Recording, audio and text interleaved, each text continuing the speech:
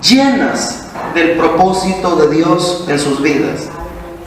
Mujeres llenas del propósito de Dios en sus vidas. Créanme que hay una palabra que puede ser de mucho provecho.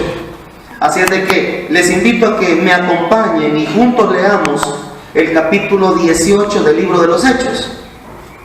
Libro de los Hechos, capítulo 18. Amén, hermanos. Gracias. Capítulo 18 del libro de los Hechos. ¿Cómo dijimos que lleva por nombre o tema la enseñanza de esta mañana? Mujeres llenas del propósito de Dios en sus vidas. ¿Verdad que el tema es bien sugerente? El tema sugiere que las mujeres deben de buscar ser llenas del propósito de Dios, para que, siendo llenas del propósito de Dios, cumplan lo que el Señor quiere en cada una de sus vidas. Amén, hermanas. Amén, hermanos. Amén. Leamos juntos Hechos capítulo 18, a partir del versículo 1. Si ustedes recuerdan, hemos estado hablando de algunas hermanas, mujeres. Las últimas de ellas, hablamos de Eunice, una madre ejemplar, una madre que influyó positivamente en la vida, escuchen esto, simplemente de su hijo. En el nombre del Señor, reciban esto, la enseñanza ya comenzó, no se pierda nada. Eunice sencillamente fue una buena madre con su hijo. Ella no tenía revelación de que el fruto de su vientre, aquel niño a quien ella había dado a luz y por quien ella se desvivía, ella no tenía revelación de que iba a llegar a ser uno de los grandes en el Evangelio. Al igual que la mamá de los pastores de hoy en día, ¿verdad? Al igual que la mamá de los misioneros de hoy en día, al igual que la mamá de los evangelistas de hoy en día, sencillamente en su momento han sido la madre que Dios esperaba que fueran con sus hijos. Madre, llénate el temor de Dios. Madre, llénate el propósito divino. Madre, llénate ese amor y esa paciencia para instruir a su hijo, a sus hijos en los santos caminos del Señor, a la luz del Evangelio de nuestro Señor Jesucristo. Si ustedes me preguntan, ¿y Eunice era graduada en teología? No, hermanitos. Y si ustedes me dicen, Eunice tenía posgrados en Biblia. No, hermanitos. Ella simplemente fue la mejor madre que pudo ser para su hijo. Y la mejor madre es aquella, recuerdan que leímos en la carta de Tito, cuando el Espíritu Santo le dice a Tito, a otro joven pastor, le dice que les oriente a las hermanas, a las mujeres de la congregación, que deben de esforzarse por tratar de llegar a ser maestras del bien. En ese sentido, Eunice se convirtió en una maestra del bien. Y oigan esto, maestra sin título. Porque aquí en nuestra sociedad, uno se puede creer que es maestro, que es doctor, que es ingeniero, pero si no tiene la credencial académica, el título, aunque usted diga, yo me siento doctor, sí, pero no tiene título de doctor.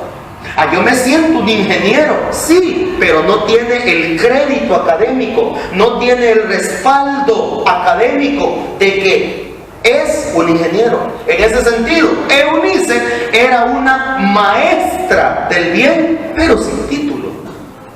Al final de cuentas, llegó a ser más eficaz y más efectiva sin título que si lo hubiera tenido en realidad. Bueno, Hablamos también de Lidia, recordarán, dijimos que Lidia era una hermana que tenía facilidades, tenía comodidades, inclusive nos atrevimos a decir que Lidia era una mujer empresaria. Lidia era una mujer de negocios exitosa. Lidia comerciaba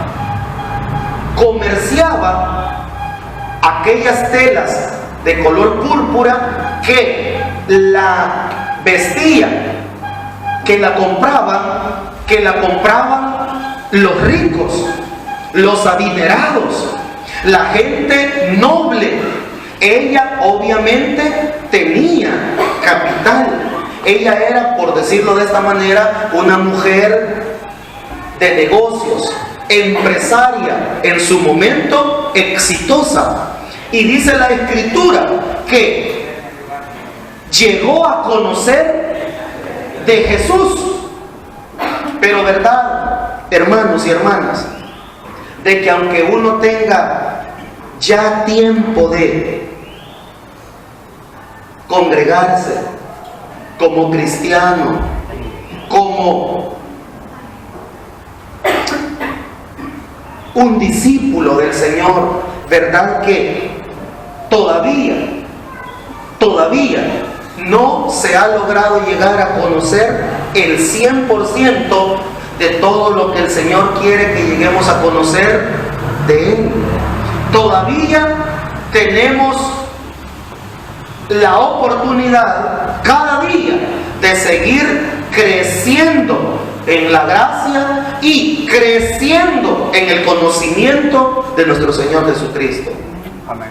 Los llamados ministros, los llamados líderes, las lideresas, hombres y mujeres, por mucha educación, por mucha instrucción, por mucha formación en las diferentes áreas o facetas de los estudios teológicos que hay, habidos y por haber, todavía no existe el ministro, todavía no existe el líder o lideresa que esté 100% formado o 100% ya aprendido como para no continuar cada día estudiando y escudriñando las Sagradas Escrituras, la palabra del Señor. Amén, hermanos. En el caso de Lidia, repito, una mujer exitosa, convertida, pero todavía necesitada de que Dios siguiera obrando en su vida. Le vemos que en un día sábado, en un tiempo de oración, recordarán, el Espíritu Santo, no por casualidad, el Espíritu Santo llevó a sus siervos a que estuvieran cerca donde estaban ellas en un momento de oración. Y como leímos el domingo anterior, el Señor trató con la vida de esta hermana, de Lidia, y dice la Escritura que el Señor le abrió su corazón para que estuviera atenta a lo que aquel hombre de Dios llamado Pablo estaba queriendo compartirles en esa mañana. Y cuando Dios le abrió el corazón y ella estuvo atenta, la palabra cayó en buena tierra y dio fruto. Ella terminó entregándole, rindiendo su vida al Señor. Ella les llevó a su casa, su familia también recibió no solamente el mensaje, sino que su familia fue convertida, y dice la historia que a partir de allí el Señor comenzó a ir gestando lo que ahora nosotros conocemos como el principio de la iglesia del Señor en Filipo. Quisiera, antes de leer, vamos a leer Hechos 18, todavía no lo hemos leído. Quisiera que fuéramos al libro del profeta Zacarías, por favor. Estamos tratando de hacer un pequeño resumen. Profeta Zacarías, por favor. Capítulo 4, versículo 10. Le pido al Señor que acomode esta palabra en nuestro entendimiento. ¿De qué estamos hablando? Estamos hablando de que han habido mujeres que no han pretendido volverse famosas. Han habido mujeres, una que sencillamente trató de ser una buena madre, y en ser una buena madre encontró parte del propósito de Dios para su vida, porque sin darse cuenta le empezó a instruir y a criar a Dios, a uno de los pastores más usados por Dios que se narra en el Nuevo Testamento. Uno que llegó a convertirse en la mano derecha del apóstol, a quien el Señor le había dicho: instrumento escogido es a Pablo. Hablamos de Timoteo. Pero Eunice nunca lo hizo con la mentalidad de que cuando mi hijo crezca y cuando mi hijo sea, yo también voy a, si él sube, a subir con él. Si él llega a escalar, yo voy a escalar con él. Ella no tenía esa mentalidad. Ella solo trató de criar a su hijo en el temor del Señor. Amén. Pero ¿verdad que dice la Biblia? Echa tu pan sobre las aguas. Sin pretensión, sin andar queriendo sacarle ventaja o ganancia. Solo échalo sobre las aguas. Porque al cabo de los días, al paso del tiempo, ese pan no va a estar perdido ni desperdiciado. Eunice fue una buena madre, una maestra del bien para su hijo. Y Dios le honró, llamando, eligiendo a su hijo y volviéndole, repito, en uno de los siervos suyos que hicieron la diferencia, no solamente en la sociedad de su época, sino de quien todavía hoy en día seguimos recibiendo bendición por su entrega, por su testimonio y por el fruto de la vida de Dios en él.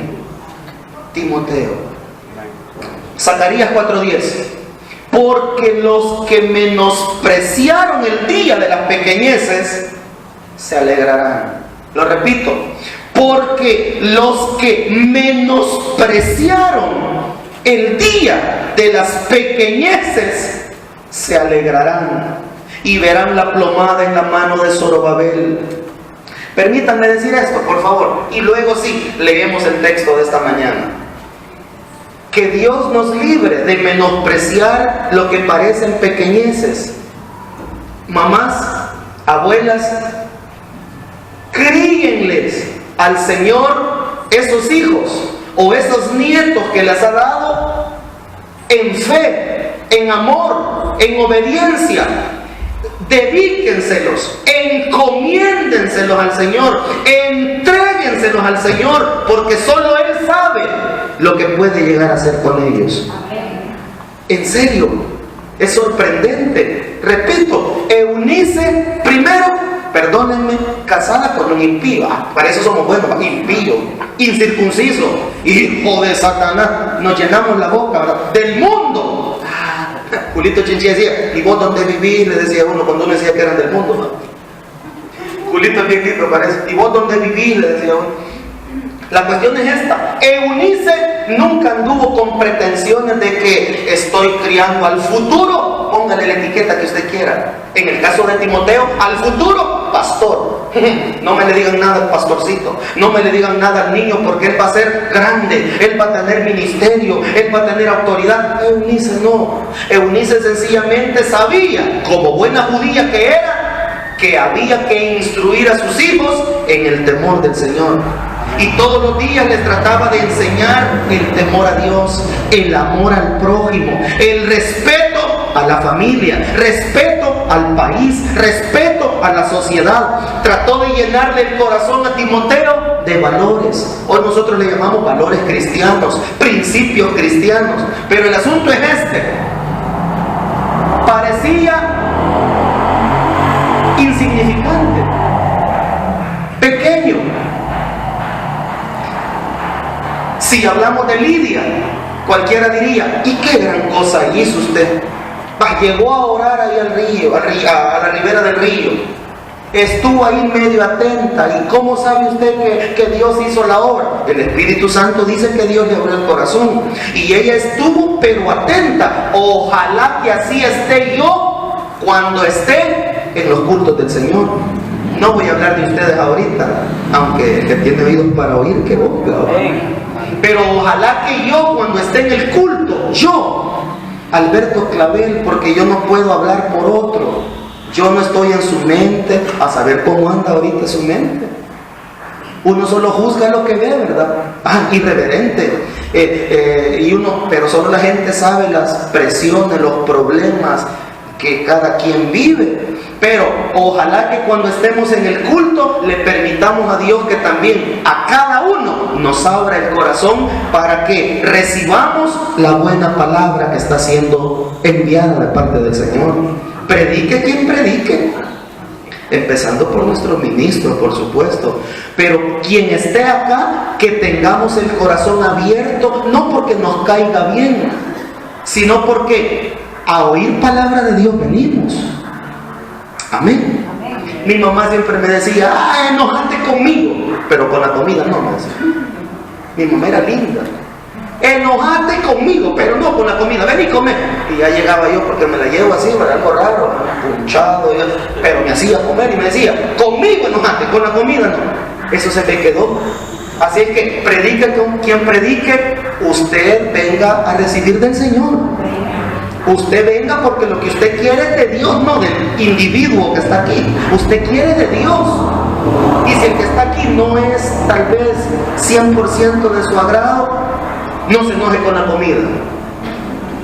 Espero que se entienda. Si el que está aquí no es santo de su devoción, pero no se enoje con la comida de Dios. Porque sí hay comida de Dios. Ahora, los que menospreciaron el día de las pequeñeces se van a terminar alegrando, porque van a comenzar a ver que aunque le dice Elías a Giezi, anda, ves por favor, Elías orando, estamos en el Monte Carmelo, ya me trasladé, estamos en el Monte Carmelo y Elías le dice, anda, ves por favor, y dice que Giezi se asoma, nada. Y dice que volvía y lo envió varias veces, ¿verdad? Y después de cierta cantidad de veces, que no quiero dogmatizar el símbolo, el número, pero después de varias veces, que es un símbolo, dice que Giezi ve y a lo lejos mira una pequeña nubecilla, una pequeña nubecita que parecía como la palma así, la palma de la mano, una nubecita, un algodoncito como la palma de la mano. Y dice que Giezi le dice, Señor, allá a lo lejos se mira una pequeñita nubecita. Y entonces viene Elías, se levanta y le dice, ¿y qué estás haciendo aquí? Apurate, que el aguacero ya viene. Porque los que menospreciaron el día de las pequeñeces se van a alegrar. ¿Saben una cosa? Al menos nosotros, los que decimos que tenemos el Espíritu Santo, discernamos que lo que Dios está haciendo no es ninguna pequeñez. Dios está haciendo algo grande en medio de nosotros, hermanos. Y no me refiero solamente a esta clase, me refiero en su vida. Usted sabe todo lo que está pasando en la iglesia, en los diferentes grupos, en los diferentes ministerios, en las diferentes actividades.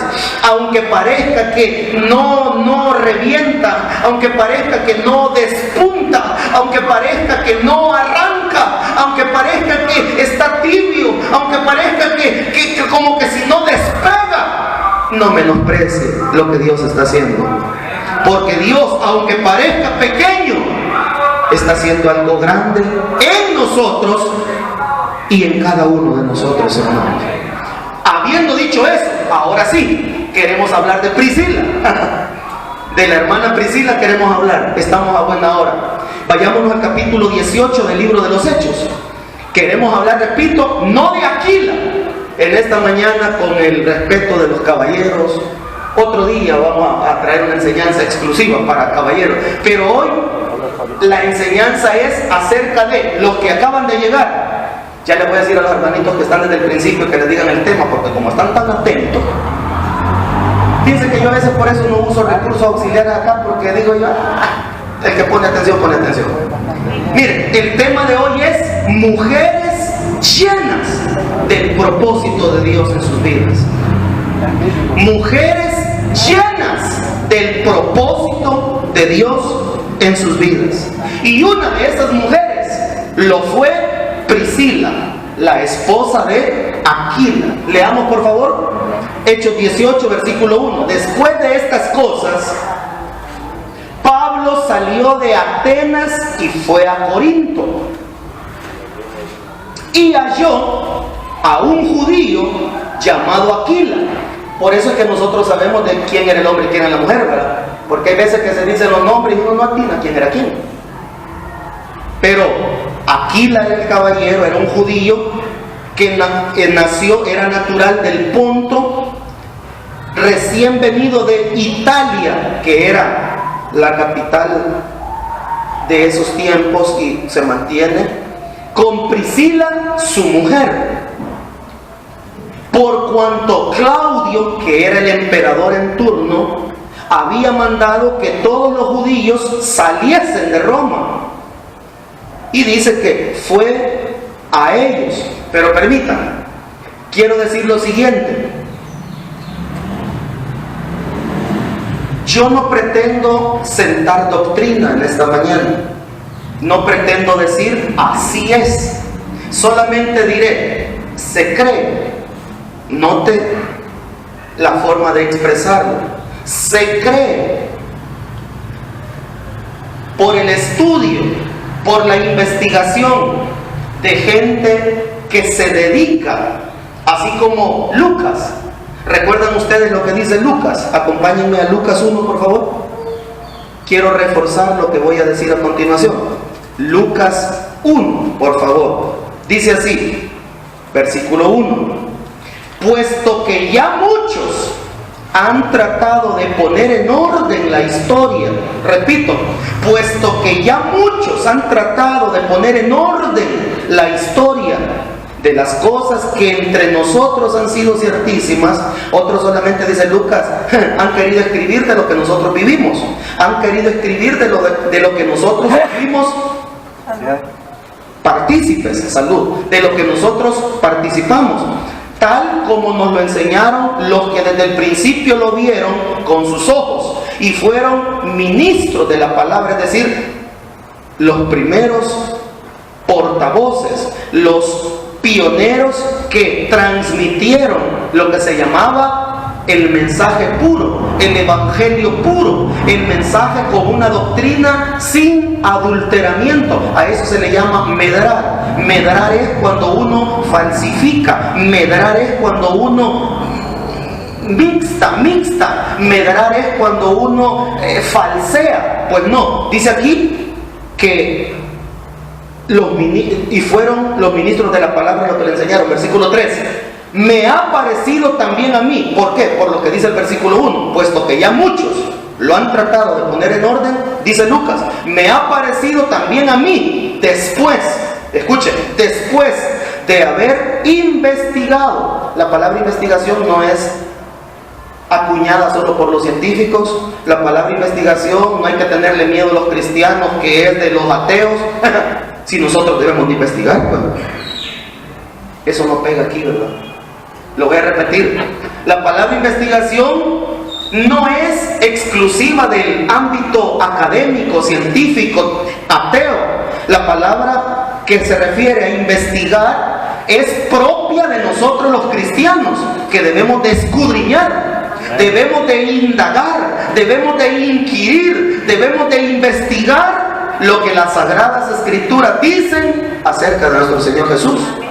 Debemos de investigar lo que se refiere a la salvación, a la vida eterna, a las relaciones como iglesia. Termino. Me ha parecido también a mí, después de haber investigado con diligencia. Diligencia es no investigar solo por salir del mandado. Y investigar con diligencia es no solo hacerlo por salir del maíz picado, decimos aquí en buen salvadoreño. Investigar con diligencia es hacer algo seriamente. George creo que va a entenderme bastante bien lo que voy a decir. Hay un pastor por ahí que habla acerca de que hay que leer la Biblia, hay que enseñar la Biblia, dice él, seriamente. Eso de seriamente significa, como le decía Pablo a los ancianos de Éfeso, nunca he rehuido anunciaros todo el consejo de Dios.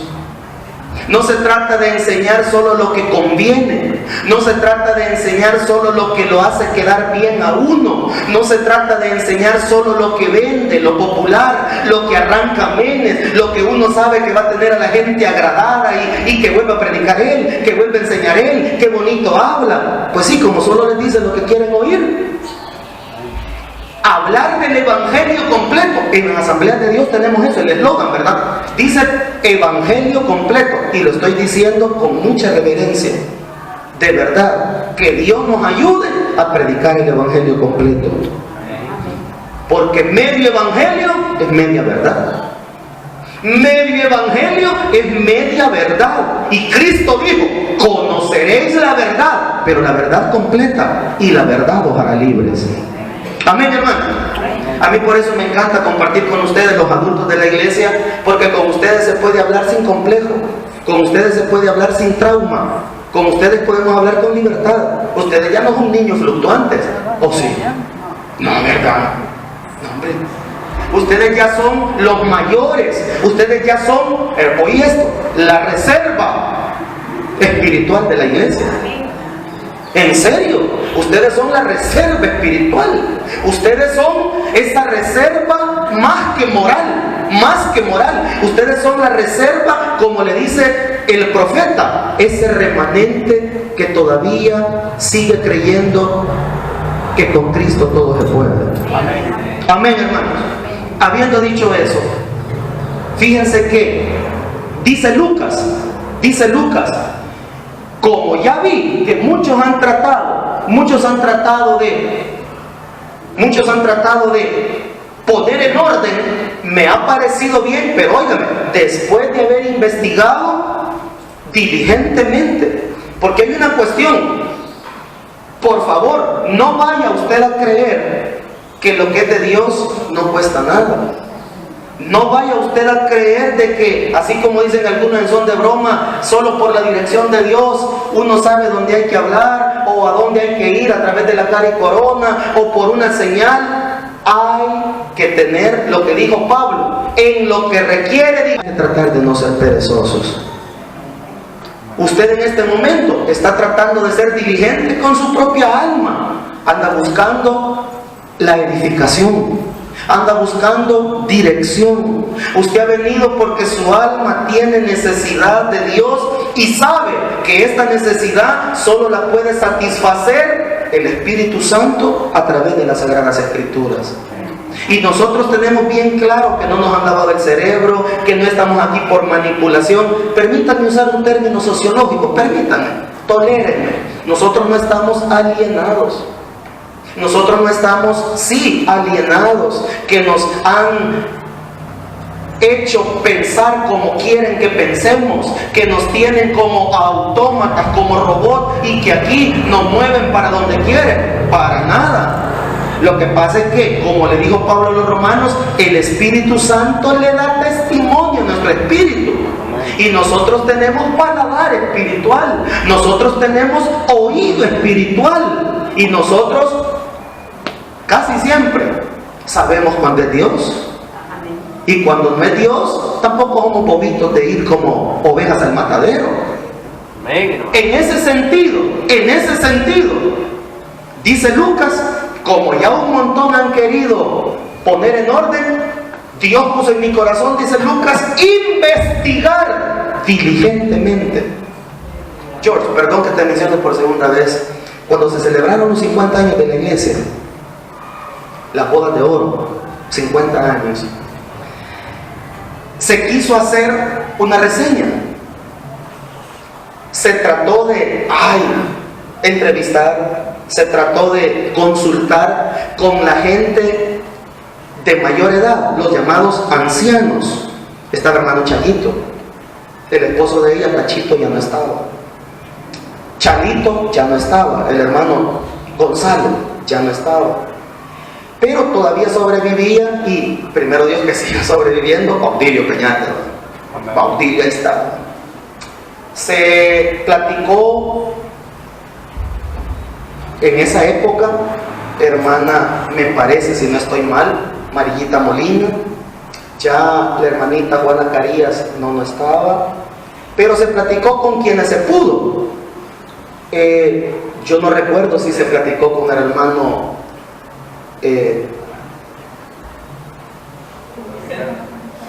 Domingo y estaba mamá la chica. No, el hermano Vicente ya no estaba. Tampoco estaba el papá de los Guillemes, ya no estaba. No, me refiero el pastor Ricardo, gracias. No recuerdo si se conversó con hermano Ricardito Ramírez, no lo recuerdo. Pero el asunto es, fuimos y entrevistamos y trajimos invitados a los ex pastores que todavía que estaban con vida. Y vieran qué bonito, pero había un detalle. Solo lo estoy diciendo por esto. Cuando fueron los 25, que aquí está la placa, la boda de plata, dicen que Eli Flores hizo una reseña a los 25. Ese documento hubiera sido base. Ese documento hubiera sido para ampliarlo, para pulirlo, porque Eliam data desde el 46. Desde el 46 fue que comenzaron a venir los primeros obreros locales y se comenzó a dar, ¿qué dice Zacarías? El día de las pequeñeces. Venía con sus colemas, no crea que venía toda la congregación siguiendo al pastor o siguiendo al obrero local. El pobre hermanito, solo, el papá de las Dorcas.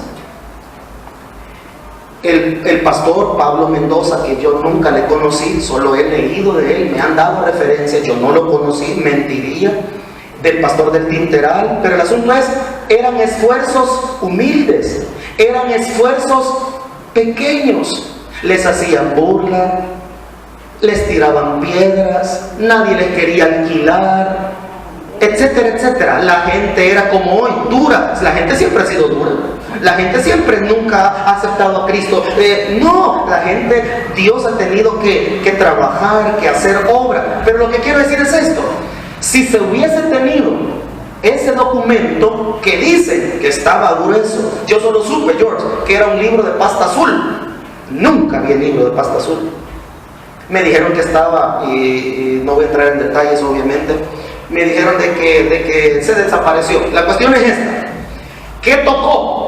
Ir a hacer una investigación de campo, platicar con la gente, y se trató de hacer la mejor reseña posible. Pero eso sí, no crean que fue sacada de la manga o de la noche a la mañana. Se tuvo que investigar, se tuvo que consultar. Lito era el tesorero, se recuerda de la placa, ¿vale? ¡Qué historia, por Dios! Son historias que solo en la memoria de Dios están. Lito era el tesorero en esa época. La cuestión es, se fue hasta Guatemala, vino por los voceros de Cristo. Y por cierto, ha muerto el hermano Álvaro. ¿Verdad que no? Mentira, ojalá que Dios le dé muchos años, porque ella andaba circulando esa mala. Sí, mentira, gracias a Dios. El asunto fue una cuestión muy especial, pero lo que quiero decir es, dice Lucas, así como un montón han querido poner en orden, me pareció bien investigar con diligencia y decir las cosas en realidad tal y cual sucedieron. Si no queremos que nos engañen, si no queremos que nos den falsas versiones, investiguemos diligentemente, hermanitos. Amén. Queremos ser una congregación noble como Berea, démosle su lugar a la palabra. Desde hoy estaba hablando con Lindo y con hermano Cota, estábamos hablando de que hay congregaciones que no escatiman horarios, no escatiman esfuerzos. George sabe, una de las congregaciones que yo más menciono, hay una congregación que para estudiar ciertos libros o ciertas cartas, no les importa si se tardan meses o años, porque como no lo van siguiendo, como no tienen compromisos de publicidad y como no tienen compromisos con marcas, lo que quieren es estudiar. Hay una congregación que se tardó 8 años para estudiar el libro de Génesis. Y le decía lindo de que aquí somos tan campeones que en una semana y todavía damos repaso. Y todavía lo repasamos. Hay congregaciones que se han tirado 6 años estudiando el Éxodo. Se han tardado 3, 4 años estudiando Mateo. Se han tardado 1 año y medio, 2 años estudiando las cartas paulinas o las generales. Y cuando uno oye eso, uno a veces suspira y dice, ojalá en la iglesia fuera así.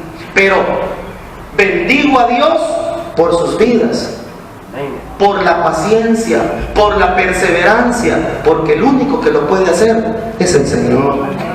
La carne solo quiere carne. La carne solo quiere carne, pero el Espíritu nos motiva, nos mueve a querer buscar más y a querer conocer más y a recibir más del Dios vivo. ¿Qué les parece si de verdad algún día se nos metieran esas cosas y ya sea a nivel de clase o a nivel congregacional, que ya es otra situación, se pudieran tener estudios, series de esa naturaleza, hermanos, que fueran sistemáticos, permanentes, darles continuidad en el tiempo y que puedan ser verdaderos procesos formativos para la iglesia del Señor? Óiganme, seríamos una iglesia diferente. Y les voy a decir algo, porque sé que está quedando registrado y también se escucha. Eliam ha tenido la virtud, la gracia de parte de Dios, que el Señor siempre nos ha protegido, ha sido un escudo a través de su santa palabra en nuestras vidas. Somos una de las congregaciones, y usted me dirá, usted quizá no se congrega en Eliam, pero somos una de las congregaciones más estables y más sólidas, no solamente del municipio, no solamente del departamento. Somos una iglesia sólida, estable de las asambleas de Dios, a pesar de que hemos tenido 2 divisiones lamentables, pero en 68 años, por Dios, 68 vamos a cumplir, solo hay que restarle 1. En 68 años Dios ha sido fiel y nos ha dado una congregación bastante equilibrada, bastante madura, y eso no para la gloria del ministro, no para la gloria de los líderes. Como dijo Martín Lutero, nosotros nada hemos hecho, la palabra lo ha hecho todo.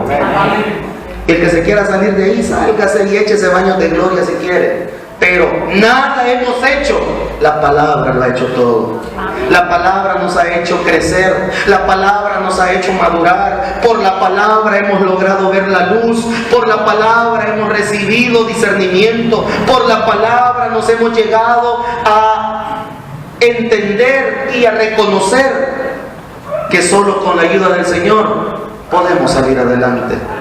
Solo por su palabra esta congregación ha logrado sobreponerse a esos movimientos que han andado por ahí. Porque sabe un dato curioso, hermanitos, ya no voy a mencionar aquel. Miren, hermanitos, Eliam no se ha dividido por movimientos. Movimientos van, movimientos vienen. La palabra nos ha dado estabilidad. La palabra ha sido cual ancla. El ancla tiene el barco, permítanme la figura, el barco desborda el ancla, no sé cómo se dice, el barco bota el ancla y el ancla cae, y aunque allá arriba el barco esté así, pero el ancla lo hace que no se vaya a la deriva, aunque parezca que se mueva, pero el ancla hace que el barco no se mueva de ese punto. La palabra ha sido el ancla para la iglesia. Movimientos han habido, se recuerdan del G6, del G8, del G10, del G12, se recuerdan de los que decían una cosa, los que decían otra, y de repente se oyen bullas aquí, se oyen bullas allá, pero nosotros nos seguimos manteniendo en que tenemos la palabra profética más segura. Y de eso que no nos vaya a sacar nada, hermanitos. Miren, Dios ha honrado al pastor actual y ojalá que el Señor le dé muchísimos años, larga vida, pero verdad que nadie es eterno. Aquí han habido líderes de 12 quilates, pero nadie es eterno.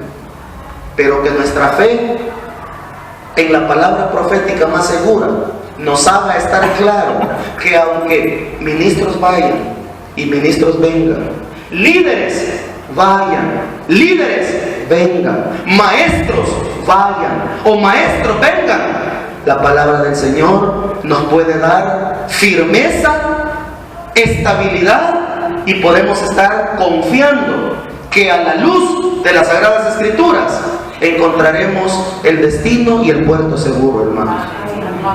Definitivamente, en su luz podemos ver la luz que ilumina nuestros ojos. Habiendo dicho eso, sencillamente mencionarles que, aunque parezcan pequeñeces, pero en el Señor no hay tales pequeñeces. Leamos por favor Hechos 18. Decíamos que allá en Roma, el emperador llamado Claudio se le metió de que todos los que eran de la nación de los judíos los sacaran de su país y que se fueran para otra parte. Alguien podrá decir que son cuestiones del destino.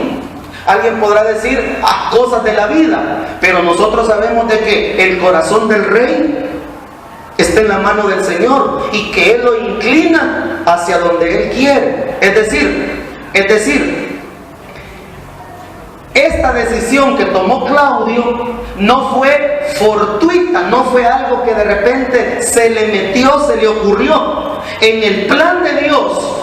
Oigan, hermanito, y qué lindo verlo de esa manera. A mí me gustó desde que alguien me compartió que Dios tiene así como drones. Dios tiene como drones. Y los drones están arriba y los drones pueden ver el panorama más completo. Nosotros aquí solamente vemos hasta donde nos da el ángulo de la vista, a quien tiene mejor vista que otro. Pero al tener una visión más elevada y poder tener mejores ángulos, se puede ver más con claridad lo que está pasando allá, lo que viene de allá, lo que está pasando allá, y uno puede tener el panorama más claro, una visión más amplia.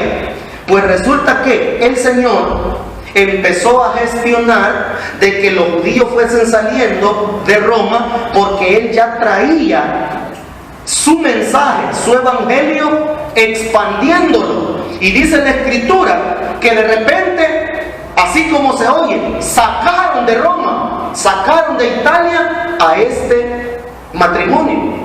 ¿Quiénes? Aquila, que era nacido en el Ponto, y a Priscila, su esposa. Aparentemente, como decimos nosotros, avergonzados, achicados, derrotados. Y alguien podrá decir: oiga, hermano, pero en la derrota no hay gloria. Oiga, hermano, pero en la vergüenza no hay exaltación. Que no ve cómo lo sacaron a los pobres con las chivas. Y alguno dirá: ni los dejaron sacar nada, porque la orden era premiante, y se van. Y dice de que los expulsaron. Y dice que Aquila y Priscila no se pudieron quedar. Escúcheme, en su corazón ellos querían seguir donde estaban, porque estaban bien, tenían un negocio, tenían estabilidad económica, eran pequeños empresarios, le daban chamba, trabajo a otros, comían normalmente, no necesitaban. Y de repente, de la noche a la mañana, les cortan la fuente de su trabajo, la estabilidad de su hogar, y como dicen, a ver qué deparaba el futuro. ¿A dónde? A donde caiga. Y empezaron a caminar y salieron, y dice que llegaron a Corinto. En Corinto, que es una ciudad portuaria, marítima. Y saben, aquí hay un dato que no quiero entrar en detalles porque pierdo lo que sí quiero decir, pero en Corinto había libertad, mejor dicho, un libertinaje. Dicen los historiadores que en Corinto habían aproximadamente, casi dicen los historiadores, habían aproximadamente unas 1000 prostitutas que estaban en los templos paganos, que no eran prostitutas a sueldo, no eran como las prostitutas de la sociedad de hoy que venden su cuerpo a cambio de, sino que ellas estaban allí consagradas, estaban allí al servicio de los dioses, y las ofrendas consistían en fornicaciones, y eso era lo que le ofrecían a las diosas de la fertilidad, etcétera, etcétera. Pero lo que quiero mencionar era una ciudad atractiva para los carnales. Era una ciudad apetecible para la carne. Allí había donde pecar. ¿Me explico? Y no pretendo estar tomando poses de santurrón. No me luce. Tampoco a usted. No nos luce llevarnos las de santurrones. Pero en Corinto había oportunidades. En Corinto estaba bonito. Mire, había pecado de toda clase. Por eso mencioné el dato de 1000 prostitutas en los diferentes templos, a las órdenes de los devotos paganos que llegaban a ofrendarle a los dioses a través de una ofrenda sexual con ellas. Pues resulta que, aparte de eso, era una zona, hermanos, de idolatría, era una zona de, llamémosle, de intercambio ilegal, etcétera, etcétera. Allí fueron a parar este matrimonio. Si usted me permite algo, por eso dije al principio, no pretendo sentarlo como doctrina. Yo no estoy diciendo la palabra dice, no. Se cree que Priscila era una ciudadana romana. Priscila se cree que no era judía. Se cree que Priscila era hija de nobles, y que Aquila, dicen algunos, era como un servidor, un esclavo en la casa donde él servía, pero que por cuestiones se cree que Aquilas había comenzado a discipular a Priscila en la fe del Señor. Pero todavía, según la Biblia, no se dice si cuando llegaron a Corinto ya eran convertidos, ya eran discípulos, ya eran cristianos. No se dice. Lo que sí se dice es que llegaron a Corinto y, óigame, una cualidad es que eran trabajadores. Y dice que allí empezaron a lo que le llaman hoy emprendedores, y empezaron a hacer su negocito y empezaron a hacer sus trabajitos. Eran hacedores de tienda y comenzaron a trabajar, e hicieron ya algo para comenzar a seguir viviendo, porque los acababan de echar de Italia, de Roma. Dice la Escritura que Pablo, que andaba de manera itinerante, es decir, andaba viajando sin agenda definida, llegó allí a Corinto. Por favor, hoy sí, versículo 3. Fue a ellos, y como era del mismo oficio, se quedó con ellos y trabajaban juntos, pues el oficio de ellos era hacer tiendas, y discutía en la sinagoga todos los días de reposo y persuadía a los judíos y a los griegos. Y cuando Silas y Timoteo vinieron a Macedonia, Pablo estaba entregado por entero a la predicación de la palabra, testificando a los judíos que Jesús era el Cristo. La cuestión es esta, si usted me lo permite. Dios, en su providencia, antes de que Pablo llegara a Corintio, mandó a este matrimonio. Pero si usted le puso atención, no fue con invitación de cortesía. El medio que Dios usó para enviarlo delante, para que cuando Pablo llegara, ellos ya tuvieran algo arreglado y él se pudiera quedar con ellos, y la casa de ellos se convirtiera en la base de operaciones, en el centro de donde él iba a poder salir a predicar los sábados, iba a hablar con judíos, iba a hablar con griegos, iba a estar en la sinagoga. Pero para que tuviera ese hogar de respaldo, Dios tuvo que sacarlos a ellos expulsados de Roma. Porque, ¿verdad que hay veces Dios, para que nos movamos, a veces tiene que usar palancas? Y no hablo de palancas de cuello, hablo de palancas para sacarnos de donde estamos. Porque a veces estamos tan relajados, a veces estamos tan cómodos, que creemos que ahí es donde nos tiene Dios, y que ahí es donde nos quiere tener, y que ahí es donde nos tenemos que quedar. ¿Sí o no, hermanos? Aquila y Priscila nunca se les ocurrió que se tenían que ir para Corintio. ¿Qué decía la lógica? ¿Qué vamos a ir a hacer a Corintio si aquí está la vida? Si aquí está la vida, ahí estaba el negocito, tenía la costilla a la par, eran felices. Pero en el propósito de Dios, Dios los necesitaba en Corintio y tuvo que usar, figuradamente hablando, una palanca, un medio que no esperaban para sacarlos y que llegaran a Corintio, aún sin saber, aún sin estar contentos. Pero ya en Corinto le empezaron a hallar otra vez sabor, gracia, sentido. Y más sentido le hallaron cuando de repente un día llegó un hombre que venía de predicar y platicó con ellos. Hubo, gracias a Dios, entendimiento. Si no habían sido convertidos para este momento, con la llegada de Pablo y con el ministerio del apóstol, el Señor sin duda trató con ellos y se terminaron convirtiendo. Y llegaron a ser un matrimonio ejemplar. Ahora, por favor, estamos en el 18, acompáñenme el versículo 18. Pablo, habiéndose detenido aún muchos días ahí, después se despidió de los hermanos, navegó a Siria y con él Priscila y Aquila, habiéndose rapado la cabeza en Cencrea porque tenía hecho voto, y llegó a Éfeso y los dejó allí.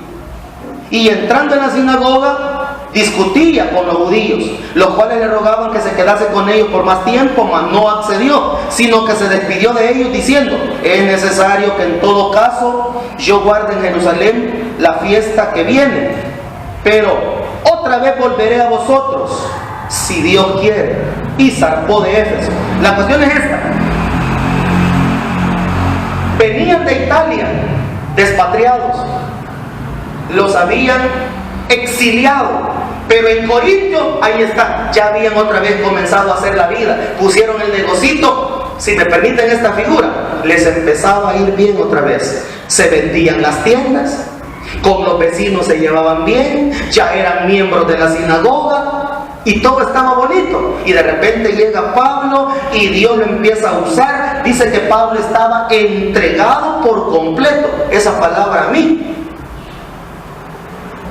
me da sentimientos encontrados. Una cosa es que uno le sirva a Dios cuando le invitan a predicar, una cosa es que uno dirija cuando le invitan a dirigir, una cosa es que uno lea la lectura cuando lo ponen a leerla, una cosa es que uno recoja las ofrendas cuando hay que recoger. Sí le servimos a Dios, pero no estamos entregados al completo. Entregado por completo significa dejarlo todo, renunciar a todo y dedicarse a tiempo completo, al 100% a la predicación del Evangelio. Es diferente. Por eso es que incluso hay ministros a tiempo completo y hay ministros que no están a tiempo completo. Hay pastores, hay evangelistas, hay misioneros, aunque los misioneros son más raros, pero hay pastores que, ya sea que la congregación no alcance a sufragar el mantenimiento de la familia, hay pastores que tienen que trabajar. Hay ministros que tienen que tener, peor si tienen una profesión, ¿verdad? Trabajan de su profesión o trabajan de su, oficio que saben hacer, y a la vez son pastores y ministros. Pero en cambio hay otros pastores que, gracias a Dios, así debe de ser, a tiempo completo, porque la obra del Señor les necesita a tiempo completo. Entonces, ya estaban bonitos en Corintio, pero sucede lo siguiente: Dios empezó a respaldarlos. Y óigame, así como cuando Pablo llegó a Derbe, capítulo 16, recuerdan que lo leímos con la madre de Timoteo, Eunice, dice de que Timoteo, toda la gente de la ciudad daba buen testimonio de él. Qué bonito, de un joven que dé buen testimonio, igual que hoy en día, ¿no? igual que cuando yo fui joven, para que no digan que estoy tirando piedras a nadie, al igual que cuando yo fui joven, que de uno solo dicen que es calenturiento, de uno solo dicen que es informal, de uno solo dicen que uno no agarra nada en serio, de uno solo dicen que a ver cuándo va a madurar, si es que algún día madura. Pero una cuestión de Timoteo, toda la gente daba buen testimonio. ¿Ustedes creen que era por gusto? No, el bicho era bien consagrado, oraba, era obediente con los padres, era amable con los vecinos, era respetuoso con los maestros, o sea, daba buen testimonio. Y el que no tiene de qué lo juzguen, ¿por qué lo van a juzgar?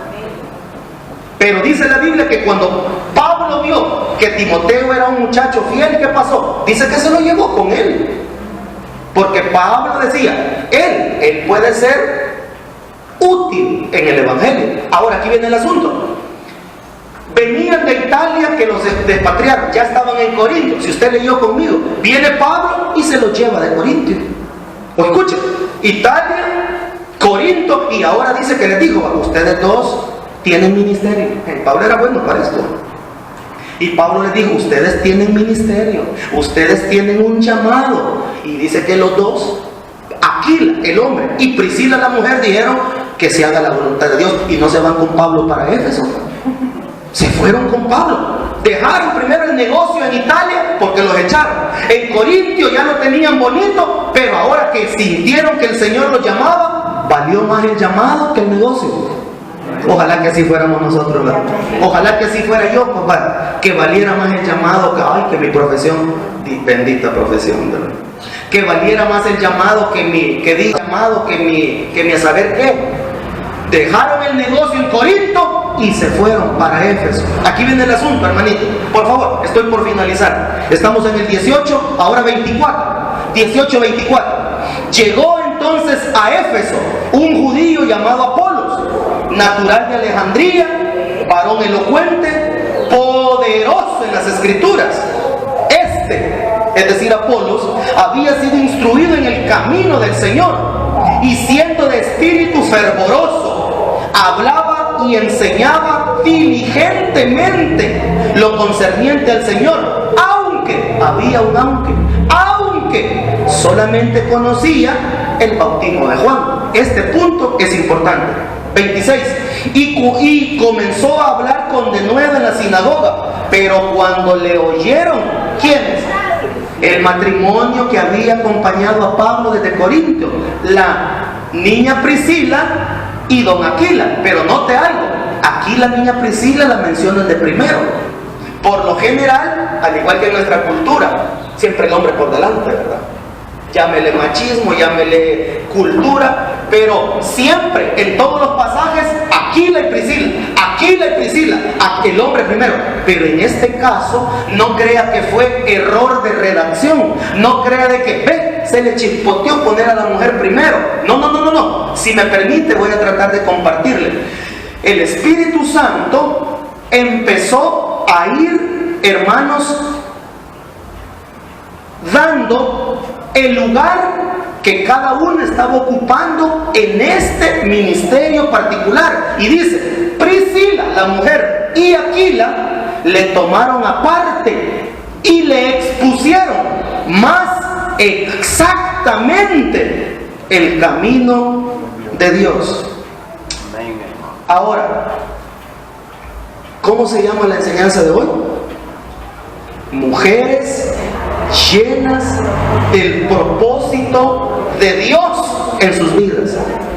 Priscila, dijimos, posiblemente era una mujer de clase alta, tenía más estudios que Aquila. Si me permiten esta palabra, sin querer decir nada incorrecto, Priscila era más fina que Aquila.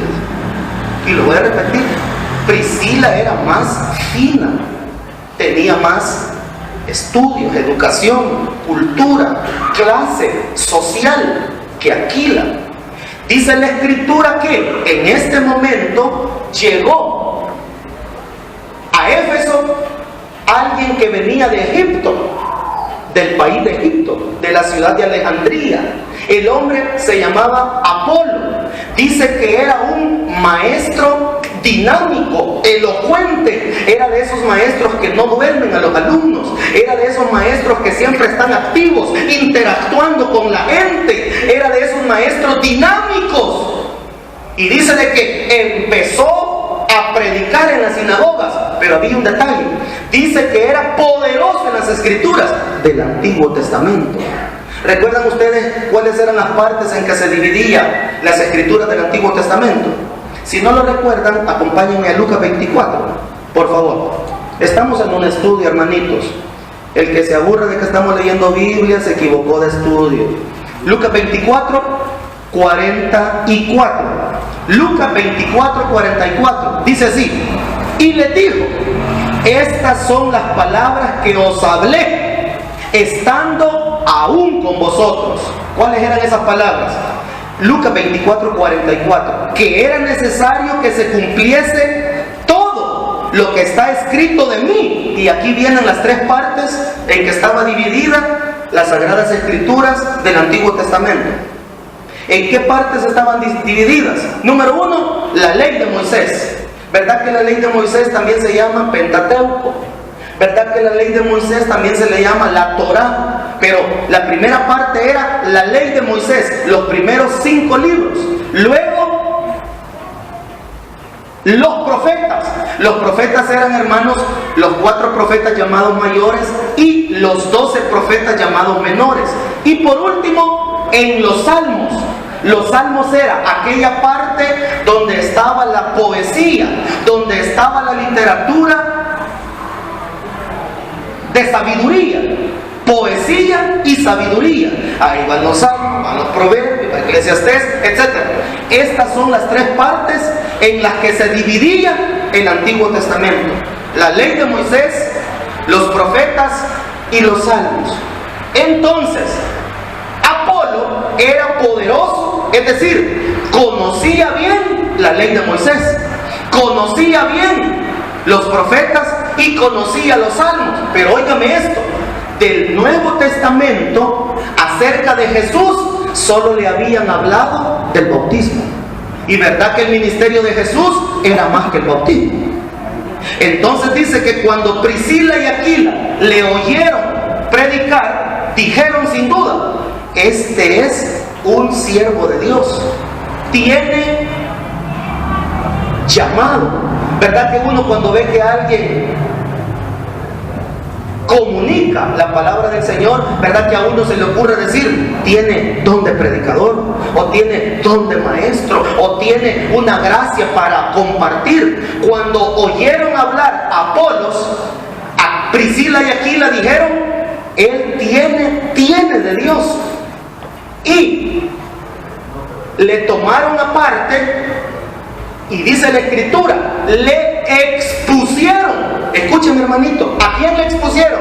Al que era poderoso en el Antiguo Testamento, el que sabía mucho de la ley, el que sabía mucho de los profetas, el que sabía mucho de los salmos y que también sabía sobre el bautismo. Pero le expusieron más exactamente al detalle.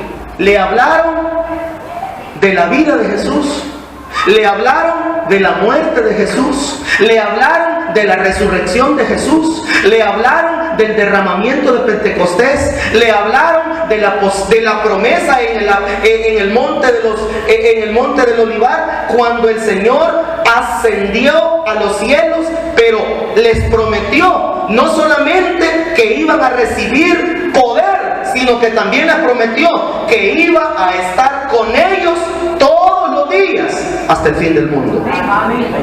En ese sentido, Apolos había empezado a conocer a Jesús, aunque sabía mucho del Antiguo Testamento. ¿Saben una cosa? Y con eso termino, en el nombre del Señor. Yo no sé si usted cree que ya sabe mucho, que ya aprendió mucho y que ya puede bastante, pero por lo general estamos empezando a conocer a Jesús. Estamos empezando a conocer a Jesús. Conozcámosle más, hermanos. Conozcámosle mejor. Entre más le conozcamos, más le vamos a admirar, más nos vamos a enamorar de Él, más vamos a desear no apartarnos nunca de Él. Entre menos le conozcamos, nos va a dar lo mismo seguir o no seguir. Entre menos le conozcamos, menos nos va a importar su cruz. Entre menos le conozcamos, nos va a dar igual su espíritu, su palabra, su sangre. Pero entre más le conozcamos, vamos a tener vida y vida en abundancia. Amén, hermanos. Crean de todo corazón. ¿Quién fue usada en este momento? Una mujer llena del propósito de Dios. ¿Y cuál era el propósito de Dios? Lo que de gracia habéis recibido, dadlo de gracia. ¿Ustedes creen que el Señor por gusto les está preparando, formando, entrenando aquí en la iglesia? No digo en la clase de los adultos para que no se oiga pretencioso. Aquí en la iglesia, en los diferentes cultos, en las diferentes reuniones, a través de las diferentes predicaciones, a través de los diferentes ministerios. ¿Ustedes creen que por gusto el Señor nos está entrenando y preparando? Él quiere que compartamos con otros lo que de gracia estamos recibiendo. Él quiere que seamos multiplicadores. Él quiere que seamos sus testigos de que el Evangelio sí funciona, porque nos ha funcionado a nosotros. Cualquiera que le diga que el Evangelio solo es para que los predicadores coman, para tener a la gente ahí atontada y sacarles el pisto, dígale usted, porque yo lo digo, pues yo no sé si esa es tu experiencia, mala por cierto, pero en mí el Evangelio ha funcionado, me ha cambiado, soy nueva criatura, ya no soy como era antes, todavía me falta, pero en eso estamos. Como dicen que decía, oigan, dicen que decía, Lito me podrá confirmar, hermano, dicen que decía el ex pastor, hermano Raúl Hidalgo, la iglesia no es club de santos, la iglesia es un taller de pecadores. Aquí que nadie se la lleve que es un club de santos, aquí es un taller de pecadores. Y aquí todos venimos porque al taller del maestro vamos para que él nos arregle a unos de una cosa y a otros de otra, pero todos necesitamos que nos arregle algo el Señor. Nadie está tan maduro, nadie está tan formado que ya no necesite la mano del maestro. Entonces, Apolo, poderoso en las escrituras, pero necesitaba todavía ser discipulado. ¿Oyeron eso? Y con eso voy a terminar. Era poderoso en las escrituras, era elocuente, era fervoroso, era alguien lleno de dinamismo, pero necesitaba todavía ser discipulado. ¿Y quién lo hizo? Una mujer, obviamente, y un hombre, pero como en esta mañana el énfasis son las hermanas, una mujer llena del propósito de Dios le compartió y le dijo: usted habla bonito, usted sabe mucho, pero fíjese que le falta esto, si mejora esto, y gracias a Dios Apolos tuvo la humildad de dejarse enseñar. A eso se le llama mansedumbre, por si no lo sabían. Eso es la mansedumbre. Mansedumbre es dejarse enseñar por otro. Porque no a cualquiera nos gusta que nos anden diciendo, porque todos creemos que sabemos, todos creemos que podemos, y todos creemos que ya tenemos una opinión, y todos creemos que ya conocemos, pero Cristo dijo: aprendan de mí. Ustedes ya lo dijeron, pero en hebreo dice: y aunque era hijo, tuvo que aprender, aprendió a ser obediente, aprendió a dejarse enseñar, aprendió a dejarse dirigir. Aprendan de mí, que soy manso y humilde de corazón. Amén. Hermanas y hermanos, que el Señor nos ayude para que sigamos creciendo en el Señor, y que estos espacios el Señor cada vez nos ayude a que sean más dinámicos y que se sienta más su santa presencia. Vamos a cantar y luego le pedimos a nuestra hermana, nos ayuda con la ofrenda, por favor. Y nosotros cantamos ese canto tan lindo que dice: cantad, cantad a Dios, cantad. Es una bendición poder a Dios cantar. Gloria a Dios. Pero por favor dije cantémoslo, ¿verdad? Yo lo empiezo. Dice así: cantad, cantad a Dios, cantad. Una bendición poder a Dios cantar. Cantad,